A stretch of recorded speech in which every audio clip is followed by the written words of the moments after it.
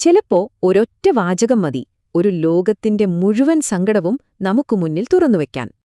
അപ്പോ ഇന്ന് നമ്മൾ ശ്രദ്ധിക്കാൻ പോകുന്നത് യുനിസെഫ് യുഎസ്എയിൽ നിന്നുള്ള ഈയൊരൊറ്റ വാചകത്തിലേക്കാണ്. ഇതിലെ ഓരോ വാക്കിനും പിന്നിൽ എന്തൊക്കെയാണ് ഒളിഞ്ഞിരിക്കുന്നതെന്ന് നമുക്ക് ഒരുമിച്ചൊന്ന് നോക്കാം, അല്ലേ? അതെ, ഈ വാക്കുകളുടെയെല്ലാം കേന്ദ്രം ഒരാളാണ്, ഒരു കൊച്ചുകുട്ടി. വെറും 4 വയസ്സ്. ഒന്നാലോചിച്ചു നോക്കൂ, ആ പ്രായത്തിലുള്ളൊരു കുട്ടി എത്രത്തോളം നിസ്സഹായയായിരിക്കുമെന്ന്.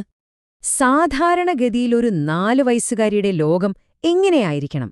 കളിച്ചും ചിരിച്ചും ഏറ്റവും സുരക്ഷിതമായി കഴിയേണ്ട ഒരു പ്രായമാണത്. പക്ഷേ നമ്മൾ കേട്ട വാക്കുകൾ വരച്ചു കാട്ടുന്നത് അതൊന്നുമല്ല, നേരെ തിരിച്ചുള്ള ഒരു ചിത്രമാണ്.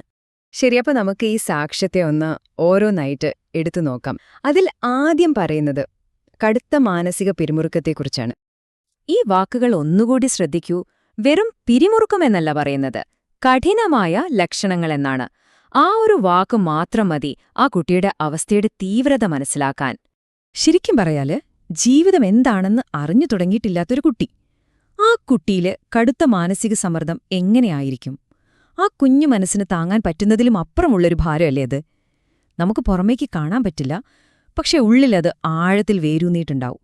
ഇനി നമുക്കിതിൽ പറയുന്ന രണ്ടാമത്തെ കാര്യത്തിലേക്ക് വരാം. അത് ഭയമാണ്. ഭയം ഒറ്റ വാക്കാണെങ്കിലും അതിന്റെ അർത്ഥം വലിയ വലുതാണ്. പ്രത്യേകിച്ചും എപ്പോഴും സംഘർഷം നിറഞ്ഞവരിടത്ത് ജീവിക്കുമ്പോൾ ആ വാക്കിന് എന്തായിരിക്കും അർത്ഥം? ഒന്ന് ഓർത്തു നോക്കൂ. ഒരു കുട്ടിയുടെ ലോകം മുഴുവൻ ഭയമാണെങ്കിൽ ആ കുഞ്ഞ് അതെങ്ങനെയായിരിക്കും നേരിടുക? എപ്പോഴും പേടിച്ച് ജീവിക്കുന്നത് ഒരു കുട്ടിയുടെ വളർച്ചയെ എത്ര മോശമായിട്ടായിരിക്കും ബാധിക്കുക, അല്ലേ? ശരി, ഇനി നമ്മൾ കേൾക്കാൻ പോകുന്നത് ഇതിലെ ഏറ്റവും വേദനിപ്പിക്കുന്ന, ഒരുപക്ഷെ നമ്മളെ ഞെട്ടിക്കുന്നൊരു കാര്യമാണ്. ആ വാക്കുകൾ അതുപോലെ പറയാണ്, സ്വയം മുറിവേൽപ്പിക്കാൻ ശ്രമിക്കുന്നു. ഇതിന്റെ ആഘാതം എത്ര വലുതാണെന്നൊന്ന് ആലോചിക്കണം. അതായത്, ഉള്ളിലെ വേദന സഹിക്കാൻ പറ്റാതെ വരുമ്പോൾ അത് ശരീരത്തെ മുറിവേൽപ്പിച്ചുകൊണ്ട് പുറത്തുവരുന്ന ഒരവസ്ഥ. ഏറ്റവും പേടിപ്പെടുത്തുന്ന കാര്യം എന്താണെന്ന് വെച്ചാൽ, വെറും 4 വയസ്സുള്ള ഒരു കുട്ടിക്ക് പോലും ഈ അവസ്ഥ വരാമെന്നുള്ളതാണ്.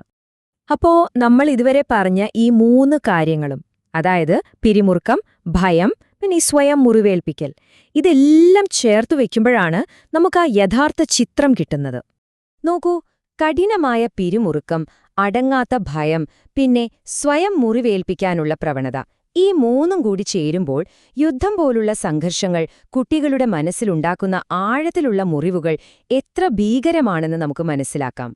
ഇതാണ് നമ്മൾ മനസ്സിലാക്കേണ്ട പ്രധാനപ്പെട്ട കാര്യം. യുദ്ധം എന്ന് പറയുമ്പോൾ നമ്മുടെ ഓർമ്മയിൽ വരുന്നത് പുറമേ കാണുന്ന മുറിവുകളാണ്. പക്ഷെ അതിനേക്കാൾ ഭീകരമാണ് മനസ്സിനേൽക്കുന്ന ഈ കാണാമറിയത്തുള്ള മുറിവുകൾ. അപ്പോ നമ്മൾ കേട്ട ഒരൊറ്റ വാചകത്തില് ഇത്രയധികം വേദനയുണ്ടെങ്കിൽ പുറംലോകം അറിയാത്ത, പറയാൻ പോലും ആരുമില്ലാത്ത ഇതുപോലത്തെ എത്രയെത്ര കഥകൾ ഇനിയുമുണ്ടാകും.